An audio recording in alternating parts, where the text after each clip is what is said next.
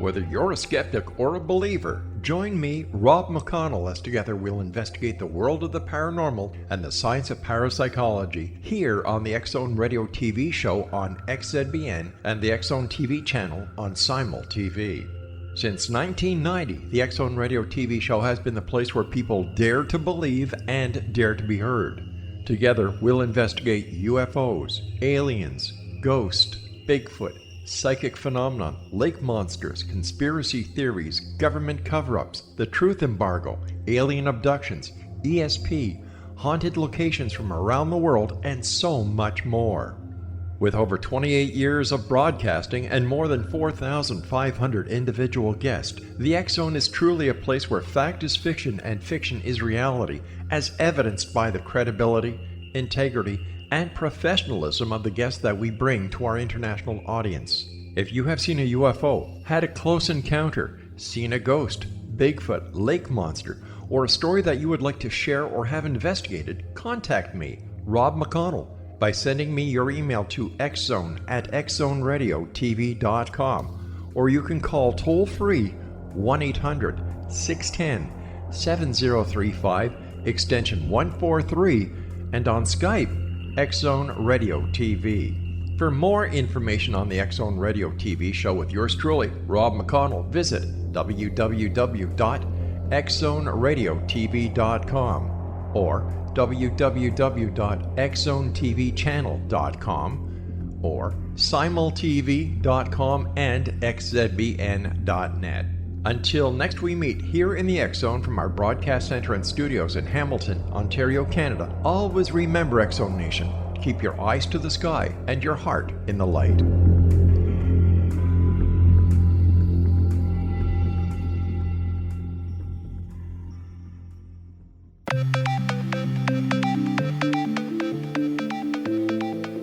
Welcome everyone to Too Good to Be True. Thank you for taking the time to listen. The subject for today's show is the Nazis and ancient beliefs. Before we start getting into details, let's just briefly talk about psychic insight and how we apply it. We choose a subject and research it, and based on that research, we determine what we think needs to be explained by creating a series of questions. Then Justina provides psychic insight to answer those questions. The psychic insight is narrated towards the end of the show. Accepting the psychic insight is a question of individual belief. Now let's go through the disclaimers. Here are the disclaimers. Neither of us claim to have any expertise in any subjects that we discuss. We relate information we find through research and the psychic insight. We are always delighted to hear from the listeners. The show only lasts an hour. We don't have the time to present exhaustive research on any topic. This means that there will be information that we miss. We want to provide a basis for the psychic insight. We don't care if a theory turns out too good to be true, as the show name suggests. We are only interested in finding out more of the truth about topics. Spirit can only relate insight that is appropriate for our time and history. Free will cannot be affected. Only comments that are appropriate for our time can be given through the psychic insight. Much of the subject matter in shows may have already been covered many times in other media. We want to look into subjects in a new, different way and be thought-provoking. We're not so good with pronouncing names, we apologize. And neither of us have any particular knowledge of ancient history, ancient beliefs, or the politics and wars of the 20th century. If we have misstated anything, we apologize. Hollywood has popularized the Nazis having ancient beliefs. The 1981 movie Raiders of the Lost Ark, starring Harrison Ford as Indiana Jones, was the most successful of that year. The plot was set in 1936, with Indiana Jones being hired by the US government to find the Ark of the Covenant before Hitler's Nazis could obtain its awesome powers. A line from the movie is as follows, quote, "The Nazis have had teams of archaeologists running around the world looking for all kinds of religious artifacts. Hitler is a nut on the subject," unquote. The Ark of the Covenant. What is that exactly? The Life Science website provides a description, quote, "The Ark of the Covenant is a chest that held tablets engraved with the Ten Commandments. According to the Hebrew Bible, the Ark was constructed by the Israelites while they were camping out in the Sinai Desert after they fled Egypt. The Hebrew Bible doesn't specify when they fled Egypt, and there is debate among scholars as to whether there ever was an exodus from Egypt. The ark vanished when the Babylonians conquered Jerusalem in 587 BC. The ark has a number of seemingly magical powers according to the Hebrew Bible. In one story, the Jordan River stopped flowing and remained still while a group of priests carrying the ark crossed the river. Other stories describe how the Israelites took the ark with them into battle, where the powers of the ark helped the Israelites defeat their enemies. Unquote. The Hollywood movie was just a work of fiction, right? The story was developed by George Lucas, but Steven Spielberg directed the movie, which is quite a combination. The story is reported as original and fictional, but is based on the reality of Nazi interest in ancient beliefs. When did the Nazi interest begin? Right from the start, apparently, with the ancient beliefs, including the occult. I think many people have heard the word occult as ancient beliefs associated with the Nazis and may have an idea of what it means. But what exactly is the occult? I looked at various definitions, with probably the best being related to hidden knowledge, which might include mysticism, magic, or the supernatural. The occult is sometimes associated with Satanism. The Big Think website explains the roots of the Nazi Party and its connections with occultism. Quote, as it turns out, the Nazi Party incorporated occultism from its very start. The political group that eventually became the Nazi Party, the German Workers' Party, or DAP, was founded in part by individuals from the Thule Society, an esoteric group dedicated to studying the mythological origins of the Aryan race. Several prominent Nazis were either members or active within the society, including Rudolf Hess, who would become the deputy Führer to Hitler, Alfred Rosenberg, head of the ministry that oversaw Nazi Germany's occupied territories in Eastern Europe, and Dietrich Eckart, who founded the DAP. The Thule Society's primary focus was on the study of Ariosophy, referring to wisdom regarding the Aryans founded by occultists Guido von List and Lanz von Liebenfels. These individuals' beliefs would come to inform significant aspects of the Nazi state, such as von List's belief in the power of magical runes. The most glaring example of this would be the twin Sig runes that form the SS insignia. Unquote. According to Wikipedia, runes spelt R-U-N-E-S are the letters in runic alphabets which were used to write various Germanic languages before the adoption of the Latin alphabet. So they were early letters and early alphabets. What is the Aryan race?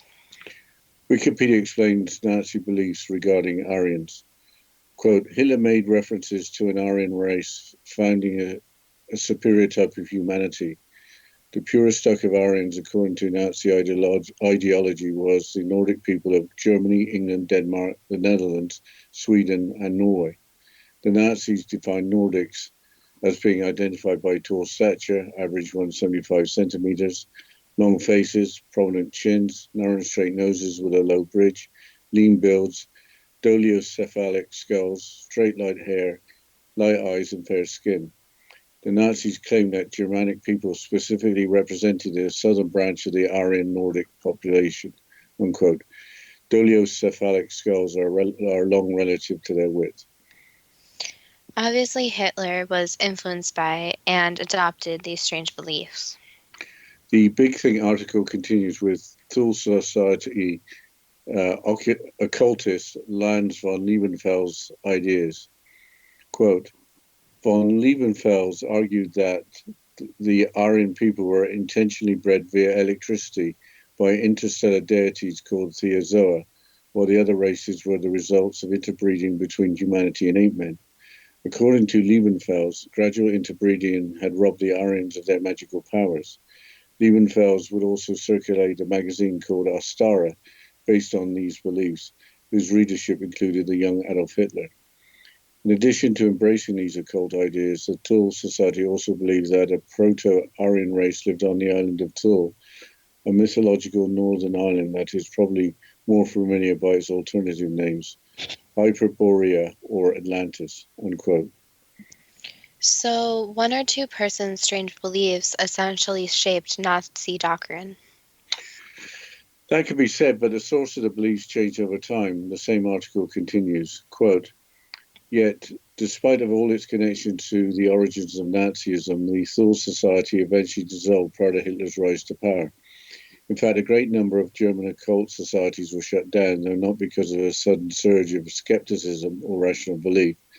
Instead, occult-related activities and organizations were often suppressed in Nazi Germany at the behest of Heinrich Himmler's Rasputin-like personal occultist, Karl Maria Willigut. The point of this was to ensure that Willigut's own branch of occultism would be the eminent philosophy of the Nazis. Willigut had developed a religion centered on worshipping the Germanic god Ermin. According to Willigut, German culture dated back to 228,000 BC, a period of time when the earth had three suns and was populated by giants, dwarves, and other mythical creatures. He also claimed to be descended from a line of kings from this period of time. It should also be noted that Willigut was a diagnosed schizophrenic," unquote. The Germanic god Ermin was symbolic for Saxon tribes. Heinrich Himmler, who led the SS, was an avid believer in the occult and consulted Willigut, who apparently helped design the death's head rings that SS troops wore. Rasputin was a self-proclaimed holy man and mystic who befriended the family of Tsar Nicholas II of Russia and apparently had great influence over them. What were the SS? World War II was a pretty long time ago. Wikipedia explains that that SS is short for Schutzstaffel, and also explains the evil and humanity of that organization. Quote, "The Schutzstaffel, SS literally Protection Squadron, was a major paramilitary organization under Adolf Hitler and the Nazi Party, NSDAP, in Nazi Germany, and later throughout German-occupied Europe during World War II. It began with a small guard unit known as the Socialist, whole security, made up of NSDAP volunteers to provide security for party meetings in Munich. In 1925, Heinrich Himmler joined the unit, which had by then been reformed and given its final name. Under his direction, 1929 to 45, it grew from a small paramilitary formation during the Weimar Republic to one of the most powerful organizations in Nazi Germany. From 1929 until the regime's collapse in 1945, the SS was the foremost agency of security, surveillance, and terror within Germany and German-occupied Europe. The two main constituent groups were the Allgemeine SS, General SS, and Waffen-SS, Armed SS. The Allgemeine SS was responsible for enforcing the racial policy of Nazi Germany and general policing, whereas the Waffen-SS consisted of combat units within Nazi Germany's military. I think we have to leave it there for the break. Yes, we'll continue after this short break, and you're listening to Too Good to Be True with Justina Marsh and Pete Marsh on the X Zone Broadcast Network, www.xzbn.net.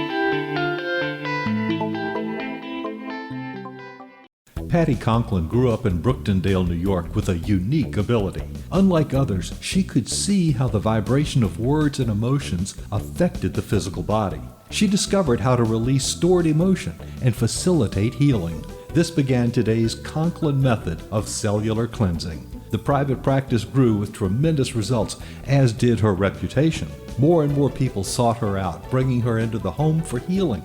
She soon realized she could even teach this to others, and they could shift perception and thus prevent illness from occurring. Patty Conklin quickly became a frequent keynote speaker, and she developed a curriculum for teaching the Conklin method of cellular cleansing. For more information, visit pattyconklin.com, PATTICONKLIN, pattyconklin.com, or call 404-474-0086. That's 404-474-0086.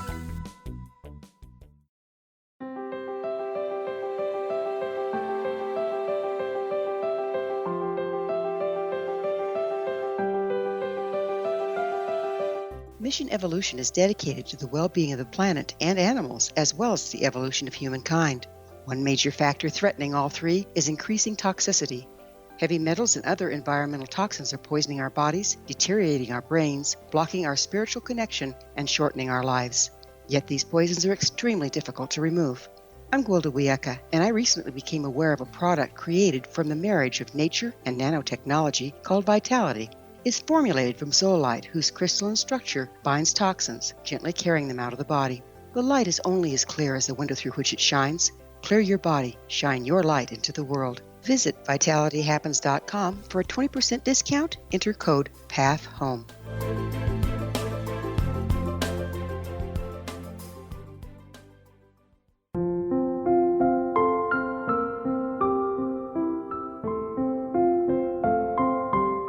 I am Dr. Carl O'Helvey, founder, president of a new cancer foundation focusing on evidence-based physical, mental, and spiritual interventions, including natural cancer cures, prayer, meditation, affirmations, nutrition, and other related holistic cancer prevention and cure modalities.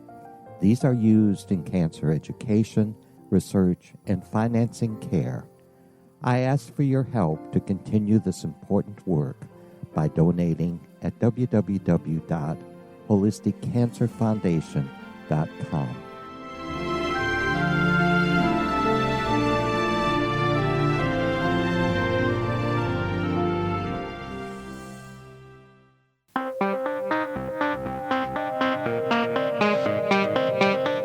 Welcome back to Too Good to Be True. And before the break, we were discussing the SS, and Dad, you were quoting from Wikipedia.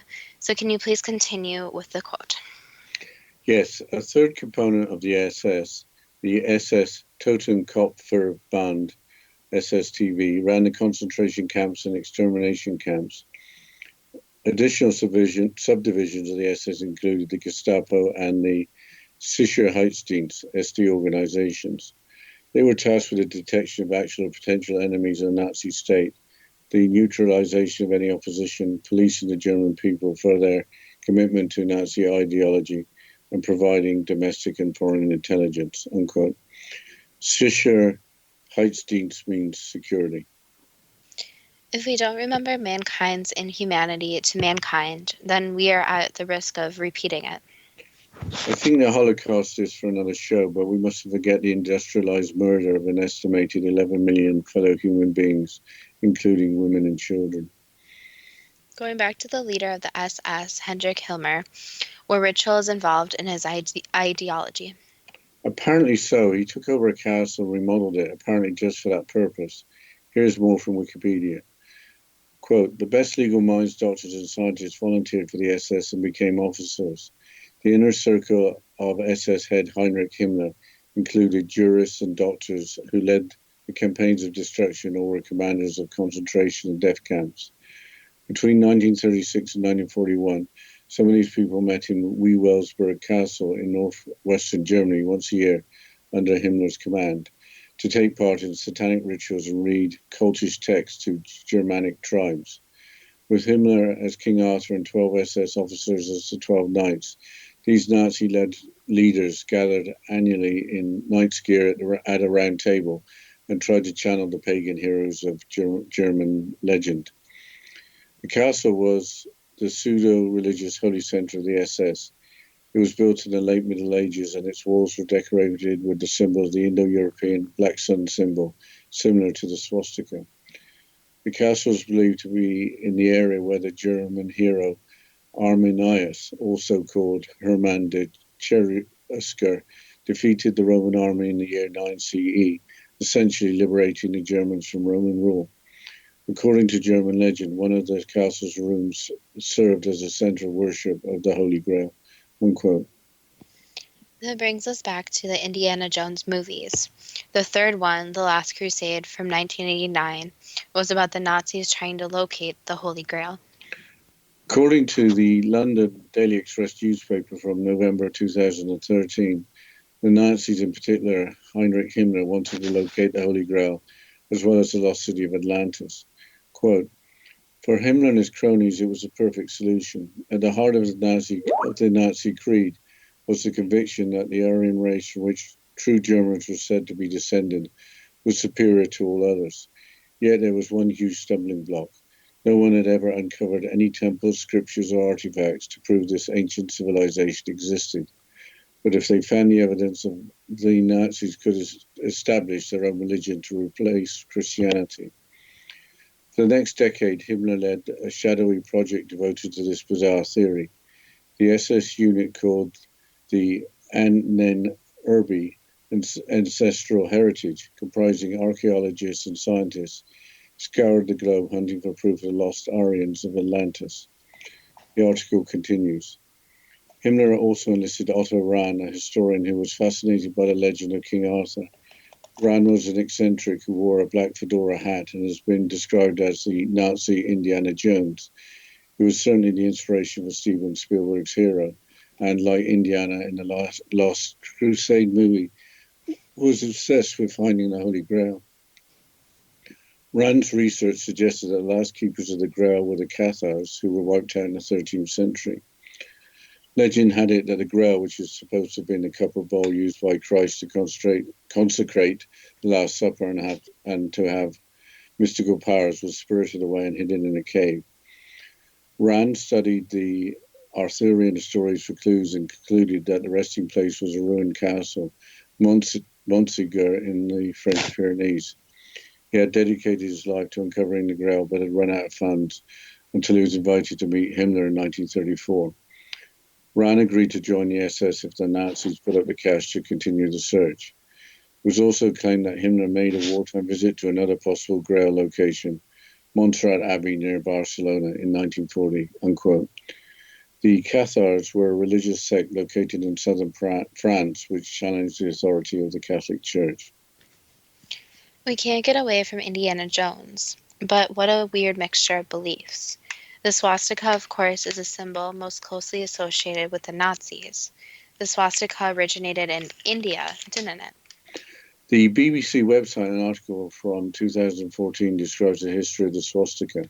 Quote, "In the ancient Indian language of Sanskrit, swastika means well-being.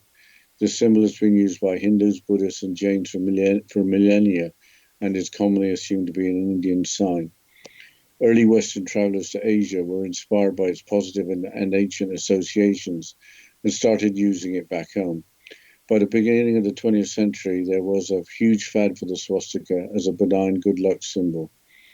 In his book, The Swastika, Symbol Beyond Redemption, US graphic design writer Stephen Heller shows how it was enthusiastically adopted in the West as an architectural motif on advertising and product design. Coca-Cola used it, Carlsberg used it on their beer bottles, the Boy Scouts adopted it, and the Girls Club of America called their magazine Swastika. They would even send out swastika badges to their young readers as a prize for selling copies of the magazine, he says. It was used by American military units during World War I, and it could be seen on RAF planes as late as 1939. Most of these benign uses came to a halt in the 1930s as the Nazis rose to power in Germany. The Nazi use of the swastika stems from the work of 19th century German scholars translating old Indian texts who noted similarities between their own language and Sanskrit. They concluded that Indians and Germans must have had a shared ancestry and imagined a race of white godlike warriors they called Aryans, unquote. Jains were the followers of Jainism, an Indian religion founded in the 6th century BC. What is the final Nazi ancient belief we have time for? The Spear of Destiny, or the Holy Lance. This was a spear believed to have been used by a Roman centurion at the crucifixion to pierce the side of Jesus. The Museum website provides a description. It should be noted that several spears exist with the same historical claims. Quote, The motion picture Raiders of the Lost Ark was an exciting fictional saga with evil Nazis, a heroic archaeologist, and a missing supernatural treasure. The tale that inspired the movie, though, was almost as gripping as the film. It comes from a 1973 book by historian Trevor Ravenscroft entitled The Spear of Destiny. The article continues. According to Ravenscroft, the lance was possessed by a series of successful military leaders, including Theodosius Alaric, who was responsible for the sacking of Rome, Charles Martel, who defeated the Muslims in 733 AD, Charlemagne, and Frederick Barbarossa. A legend grew around the lance that whoever possessed it would be able to conquer the world.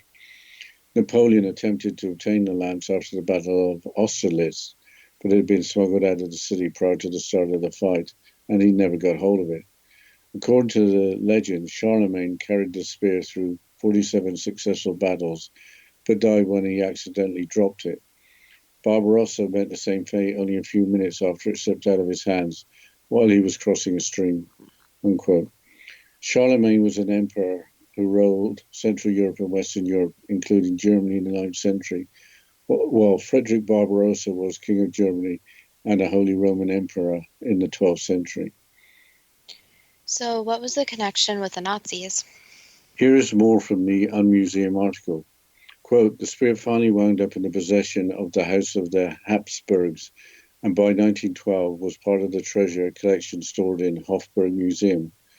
According to Ravenscroft, it was in September of that year, while living in Vienna and working as a watercolor painter. The young Adolf Hitler visited the museum and learned of the lance and its reputation.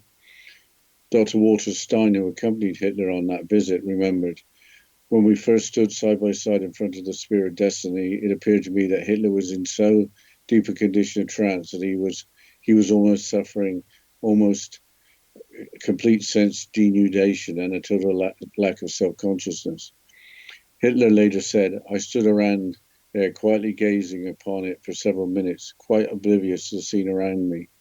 It seemed to carry some hidden inner meaning which evaded me, a meaning which I felt inwardly knew yet I could not bring to consciousness.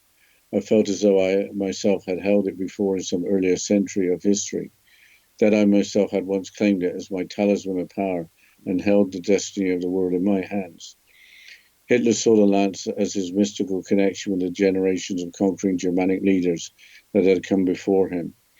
On March 14, 1938, after he had risen to power as the Chancellor of Germany, Hitler annexed the state of Austria and ordered that the spear, along with the rest of the Habsburg collection, be sent to the city of Nuremberg, heart of the Nazi movement, unquote.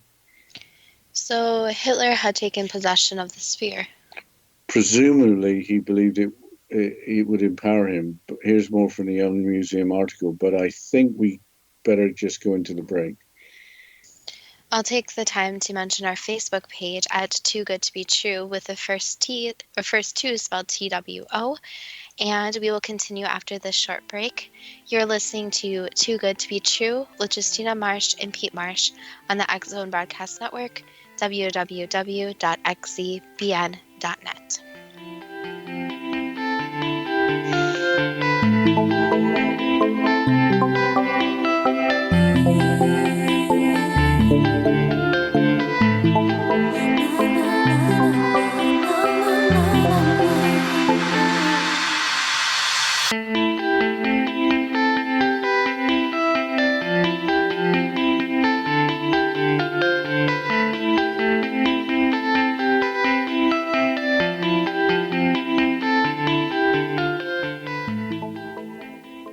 Audience. If you have seen a UFO, had a close encounter, seen a ghost, Bigfoot, lake monster, or a story that you would like to share or have investigated, contact me, Rob McConnell, by sending me your email to xzone@xzoneradiotv.com, or you can call toll-free 1-800-610-7035, extension 143, and on Skype, X-Zone Radio TV.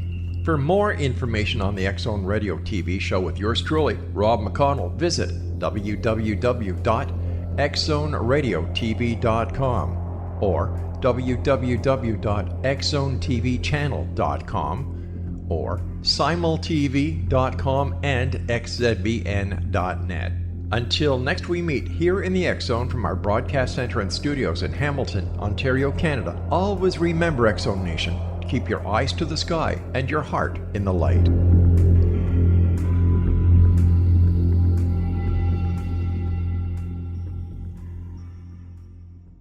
Join Patty Conklin and Healing Within Radio each week. More than entertainment, Healing Within offers educational, useful tools for everyday life. Listen for help overcoming fear, anxiety, and depression.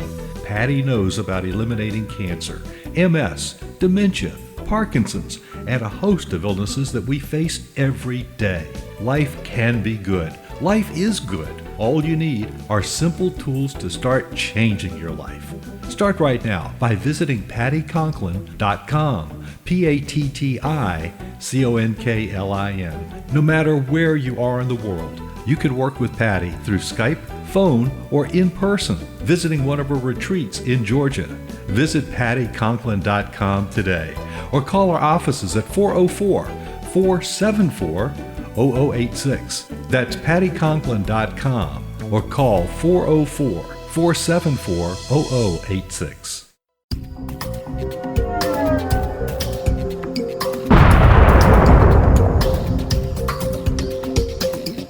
Coming soon to the X Zone Broadcast Network is A Different Perspective with me, Kevin Randall, as your host. We'll be taking a close look at what is happening in the world of UFOs today with side trips into the paranormal. Guests will range from those who are household names to those who have a different perspective on a variety of topics. No topic will be taboo, but there will be tough questions asked as we all search for the truth about UFOs, the paranormal, and those things that excite us. Sometimes we'll agree with a guest and sometimes we won't, but we'll try to keep the program topical. For those of you who would like to read, be sure to visit www.kevinrandall.blogspot.com and remember to listen to the other fine programs on the X Zone Broadcast Network at www.xzbn.net.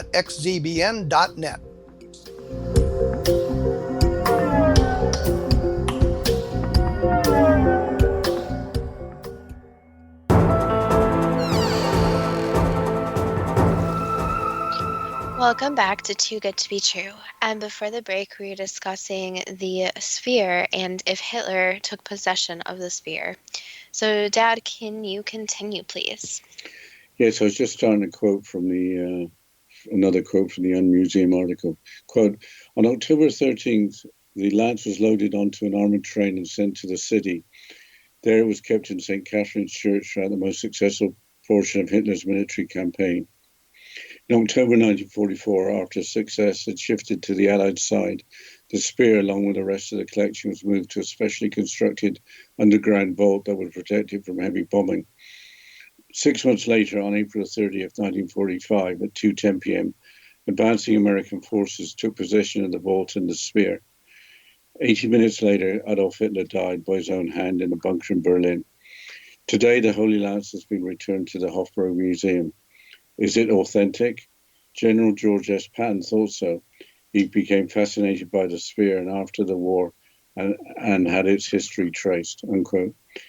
General Patton was probably the most well-known United States general of World War II, whose death in 1945 followed an auto accident in Germany, which has remained a matter of controversy to this day.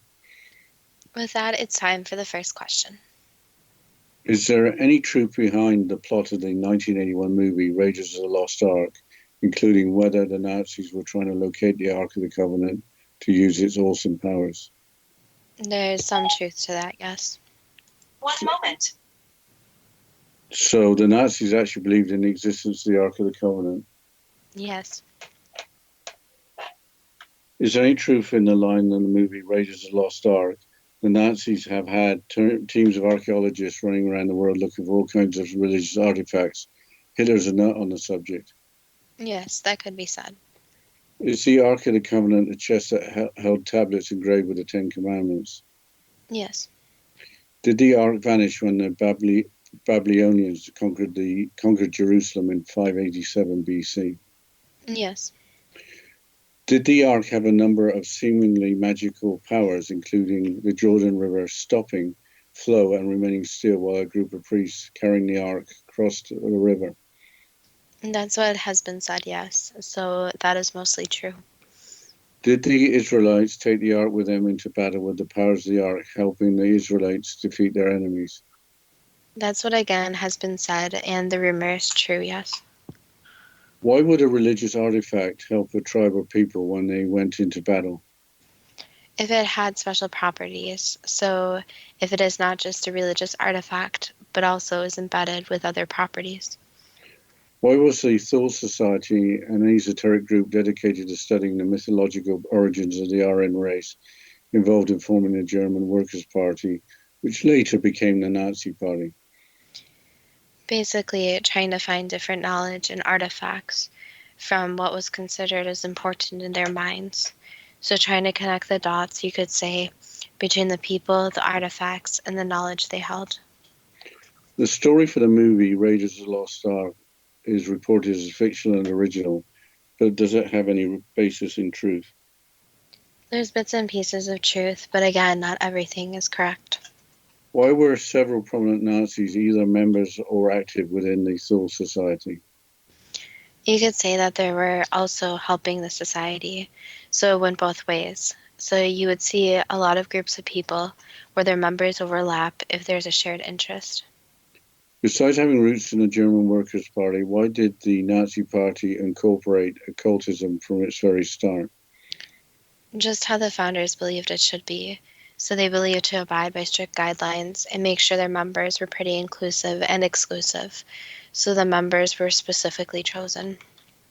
Why did the Thule Society occultist Guido von List believe in the power of magical runes, resulting in the twin Sig runes being used to form the SS insignia? That's what the ancient knowledge said. So they were following the knowledge that they believed was true. Why would Hitler and the Nazis believe in an Aryan race being a superior type of humanity? Basically, you could almost say they believed that there were these other beings who had more power and more control and even bigger and better technology than they had. So if they understood this knowledge, they would become more powerful in their minds. Why did the Nazis claim that Germanic people represented a southern branch of the Aryan Nordic population, with Nordic people being the supposed purest of Aryans who lived in countries like the Netherlands, Sweden, or Norway? Basically, that's the knowledge that they thought they found. So they found some texts that stated that and believed in that. Why did the Thule Society occultist Lance von Liebenfels have the strange belief that the Aryan people were intentionally bred via electricity by interstellar deities called Theozoa, while the other races were the result of interbreeding between humanity and ape men? Again, because of some supposed texts they found. So they tried to translate some ancient texts and believed that is what it was guiding them towards. Why did the Thule Society also believe that a prototype Aryan race lived on the island of Thule, a mythological northern island that is probably more familiar by its alternate names, Hyperborea or Atlantis? Again, this ancient knowledge that you could say, and it's actually quite common in different societies to believe in all different types of even visions. So it links back to the supposed visions people believe they had about Atlantis especially. Why did the Thule Society eventually dissolve prior to Hitler's rise to power? Basically, since there weren't enough members. So if you don't have enough people, eventually the society will collapse. What was the point of having only Willigut's brand of occultism as the eminent philosophy of the Nazis? Basically, just what Himmler thought was right, and also to make it the one and only, to eliminate all competition. Why did Willigut develop a religion centered on worshipping the German god Ermin? Basically, just what they chose. There wasn't too much consideration behind that choice. It was just what they felt was right. Who was the Germanic god Ermin? There's not too much to say except that the god was believed to bring a lot of power. So to bring power, and not only to the other gods, but to humans. So providing ways that humans could, you could say, in a way be closer to being on a god level. Why did Willigut conclude that German culture dated back to 228,000 BC a period of time when the Earth had 3 suns and was populated by giants, dwarves, and other mythical creatures. Again, supposed books that told them about this information. So a lot of it was actually written down, and once they read it, they did believe it. How could Willie Gut claim to be descended from a line of kings from that period of time? Again, just the thought processes. So it's hard because every human can believe in multiple different ideas. However, they're not always rooted in truth or fiction or fact. They're more of a fictionalized version of the truth. Why wasn't Willie Gut's credibility questioned when he was diagnosed schizophrenic? Again, people don't always believe in the diagnoses that they receive. So many people haven't been diagnosed with certain disorders. However, they do have the characteristics of these disorders. So there has to be a diagnosis and also this belief that it's true. Why did apparently intelligent men, including lawyers, doctors, and scientists, wish to join the SS, especially given the apparent insanity of Nazi objectives and doctrine? It's pretty simple that most humans want to find somewhere where they can belong. So they join these groups to find somewhere where they can belong and feel like they are closer to other people. Between 1936 and 1941, did SS personnel meet in Wewelsburg Castle in northwestern Germany once a year under Himmler's command to take part in satanic rituals and read cultish texts of Germanic tribes? Yes. Did Himmler, dressed as King Arthur, with 12 SS officers dressed as the 12 knights, gather annually at a round table in Wewelsburg Castle while attempting to channel pagan heroes of German legend? Yes, they did. What was the meaning of the Indo-European black sun symbol, similar to the swastika that decorated the castle walls? In simple terms, it meant power and also that they were above other people. So you can think of it as they don't think of themselves as members of society anymore, but they thought they were almost godlike. According to German legend, earlier in the castle's history, did one of the castle's rooms serve as a center of worship of the Holy Grail? And that's the rumor, yes, but that's not true. Did Himmler put anything into the castle to acknowledge the Holy Grail? Oh yes, 100%. Why would those with non-Christian beliefs acknowledge or worship a Christian artifact? Because of what it stands for. So the Holy Grail basically represents being almost the level of a god. So being able to live forever and be youthful forever. So to become this godlike, that's what they were aiming for. Why was the so-called Nazi Indiana Jones historian Otto Rand correct in his research that the last keepers of the Holy Grail were the Cathars, who were wiped out in the 13th century? Yes. Is the Holy Grail hidden away, destroyed, or did it never exist? It's destroyed at this point, but there's still rumor that it never existed. But if it did exist, it is destroyed now. I think there isn't time for the next question. I think we have to go into the break, Justina. We'll continue after this short break, and you're listening to Too Good to Be True with Justina Marsh and Pete Marsh on the X Zone Broadcast Network, www.xzbn.net.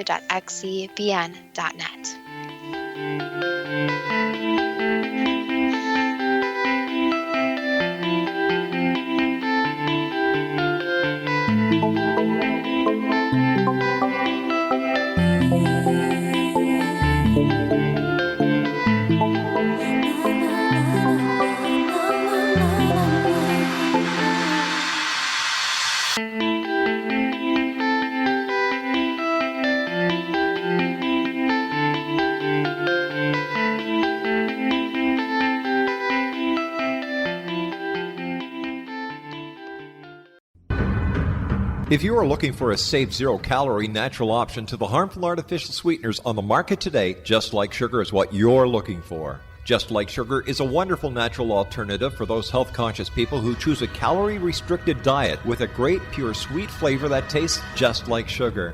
Just Like Sugar is a great natural option for people suffering from diabetes and may be useful in restricted diet programs where standard sugars are not allowed and does not cause a laxative effect of some other sweeteners.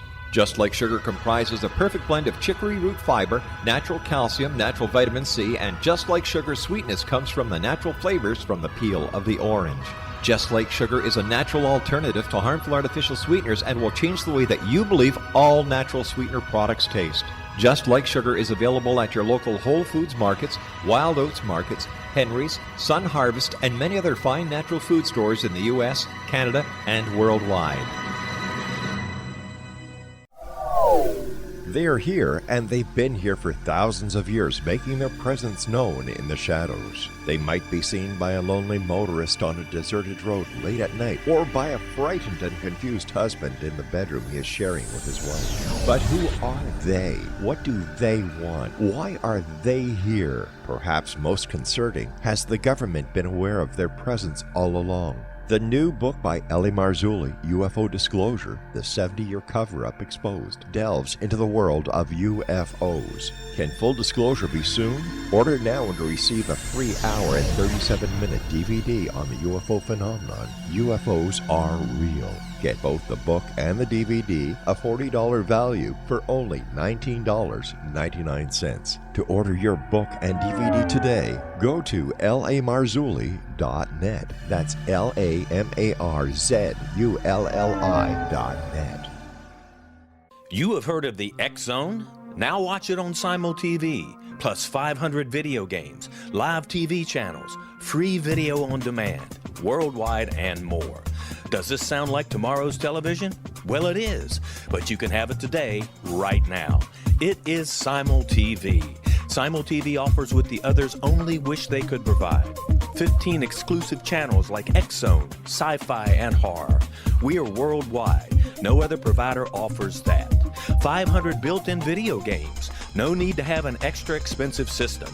We have them included. Free video on demand. Live streaming events from around the world, interactive online network, and much more. Tomorrow's TV today. Simul TV. Sound too good to be true? Well, it's not. You can have Simul TV today. Sign up at simultv.com. Do it today.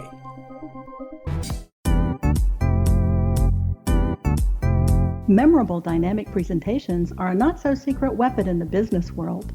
Do you have a powerful message that must be shared, but you haven't found a way to deliver that message? Do you want to be known as a top public speaker who gets amazing results? Are you ready to create and deliver your powerful message? Thomas Hides can help you create and deliver your speech to get the results you desire. Visit iconquality.com. Did you expect your business to flourish, but instead it plateaued or didn't get off the ground yet? Would you like to achieve massive goals and discover new sources of income within your business? When you're ready to experience that type of success with fast results, Cindy Hendricks is the business coach for you. Her work with entrepreneurs and business owners has been life-changing. To get you and your business where you want to be, go to imaginemoresuccess.com. Has the fear of public speaking stalled your business or personal life? What would you give to develop and maintain supreme confidence? Have an invaluable private program to always perform at your best. Imagine how you would feel. You can have all that and so much more today with Thomas Hides' life-changing course called Number One Fear Unleashed. Visit numberonefear.com and be liberated from your fear of public speaking.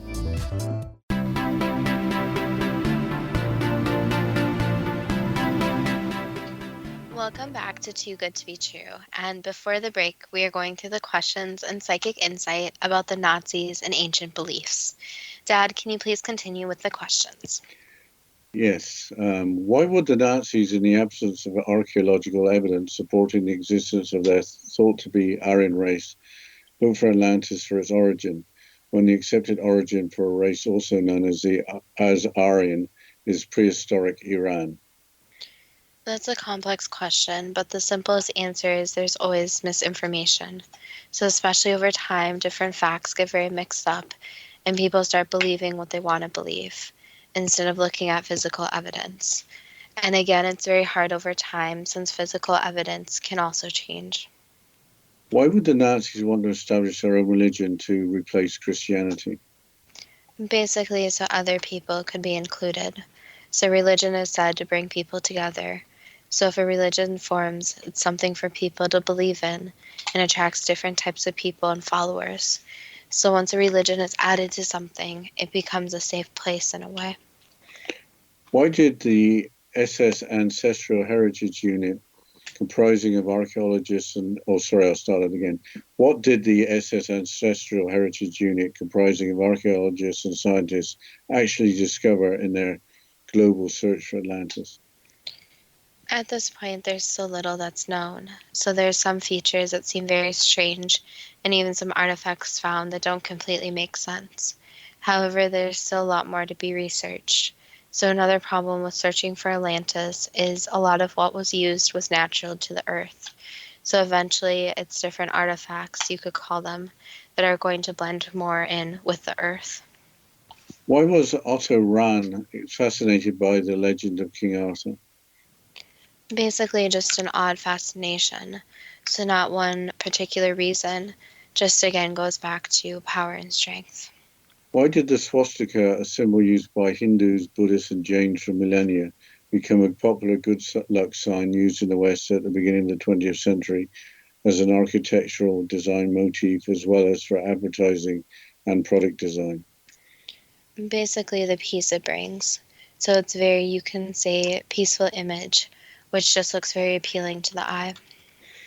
You've probably answered this already, but why was the swastika adopted by popular brands, the Boy Scouts, as well as being used by American military units, as well as being seen on British military aircraft? Again, yes, it's basically the same answer. And with symbols, if the symbols are repeating, that usually means that someone will remember them. So logos and symbols are chosen quite often because they're the most appealing and ones that people will actually remember. Based on the work of 19th century German scholars translating Old Indian texts, were there actual similarities between the German language and Sanskrit, leading to the adoption of the swastika by Nazis? That could be said, yes. If the Nazis concluded that Indians and Germans must have had a shared ancestry, imagining a race of white, godlike warriors they called Aryans, why did they look to Atlantis for the origin of the Aryan race? That's what is written down. So Atlantis is said to be the hub where the Aryan race began, where they started breeding with humans, and where they kind of had their temple, you could call it, where they decided to start making their home, the Earth. Was or is a spear of destiny, or the holy lance, in existence, which was believed to have been used by a Roman centurion at the crucifixion to pierce the side of Jesus? Unfortunately, that's more of a myth, so that has not been proven to exist. Why are there several spears in existence with the same historical claims? There's been many different claims since there are these magical objects that are seeming to exist. But again, the powers they are said to have are not always true, so a lot of them are just weapons. So there never really was a spear of destiny with true historical significance? Not that it has been discovered, no. Was what was thought to have been a spear of destiny possessed by a series of successful military leaders, including Theodosius, Alaric, Charles Martel, Charlemagne, and Frederick Barbarossa? That's what's been assumed, yes. But again, the spear of destiny needs to be thought of as more of a weapon, too. So they believed it had these special powers. But again, anyone can believe anything has special powers. So someone may have their favorite rock. Just because they think it has special powers doesn't always mean it has these special powers. How did the legend arise that whoever possessed the spear of destiny would be able to conquer the world? You could say the confidence and ego boost it gave them, so they really believed it, therefore their choices were based on that belief. Was the reason why Napoleon failed to obtain what he thought was a spear after the Battle of Austerlitz due to it having been smuggled out of the city? Yes, that's correct. Did, as according to the legend, Charlemagne carry what he thought was the spear through 47 successful battles, dying when he accidentally dropped it? Yes, but he died because other people could get to him, because he didn't have his weapon. So it wasn't because of the actual spear, but it was because he was vulnerable. Did Barbarossa meet with the same fate only a few minutes after what he thought was a spear slipped out of his hands while he was crossing a stream? Again, he was vulnerable and he actually got caught up in the stream.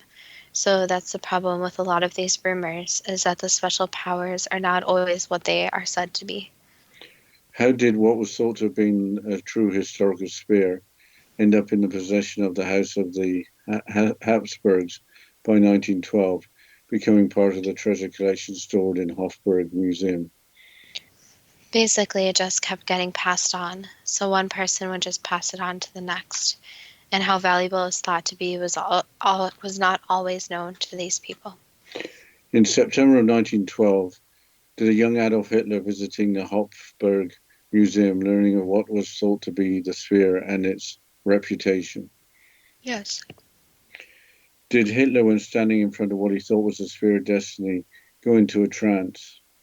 That's what he thought, yes. Why did Hitler believe that he held it before in some earlier century of history, claiming it as his talisman of power while holding the destiny of the world in his hands? He thought he was experienced. You could call it a past life. So he thought he was connecting to these so-called magical powers. So he was deluded. The whole concept of Hitler in general, you could say, is that he was deluded, yes. Did Hitler moving what he thought was a sphere to the German city of Nuremberg, did that increase his power in the world? It gave him an ego boost, so his very belief triggered more of his choices. So just as many rulers in a way, if you believe hard enough and have enough confidence and ego boost, you will make your decisions based on that. Did Hitler die 18 minutes after Allied forces took possession of what was thought to be the sphere? They actually took it a little bit before that, but they took possession of it. Why did famous American General George S. Patton believe in the authenticity of an inauthentic spear, which is now back in the Hofburg Museum? Because he saw how much power it could give one person. So in a way, with how strongly someone believed in it, in a way, it was almost magical powers. Did General Patton's death have any connection with the thought to have been authentic spear? No, not at all. What can we learn from Nazi leaders adopting strange ancient beliefs apparently being seen to be credible by a large proportion of the population? If something seems very unbelievable, make sure to do your research. And especially when it comes to any type of occult, be very, very careful, since the manipulation is very real and it happens to people very quickly. So look out for telltale signs if something's in a cult where they have their own individual beliefs. They're forcing you to believe these. And they also have something that if you really think about it, it seems very strange. And just be very careful with anything that is demonic or Satan worship in a way where it's negatively affecting anyone. So if someone's worshiping something to harm other people, it's a telltale sign that something is bad. Also the superiority. Be very cautious that if someone or a group of people think they are superior above the other groups of people and want to harm those people that are supposedly below them. So just be very careful who you surround yourself with, since the people you surround yourself with will eventually rub off on you, and you share a lot of traits and commonalities with them. That was the last answer. Was the power of the sphere of destiny an idea that was too good to be true? That depends on what you are prepared to believe. Well, I thought it was very interesting that the character of Indiana Jones was actually based on a Nazi archaeologist. I think he was Otto Rahn, with his fedora. Yeah, I think what's most shocking to me about this show is how people will just kind of worship and believe almost anything. So it's not even in this situation, but in a lot of situations, people are told something, they believe it, but they have no backing to why they're believing it and no physical evidence. Yeah, I think in fairness to people at the time, maybe Himmler and his SS, with their enforcement of the ideology, maybe a lot of people just had to nod their heads and say yes so that they could survive. Well, on that note, if anyone has any suggestions for upcoming shows, please contact us at our Facebook page, Too Good to Be True, with the first two spelled TWO, or our Instagram page at TWOGTBT. And we would love to hear any suggestions, any comments on today's show. And as always, thank you so much for listening, and we look forward to next week's show.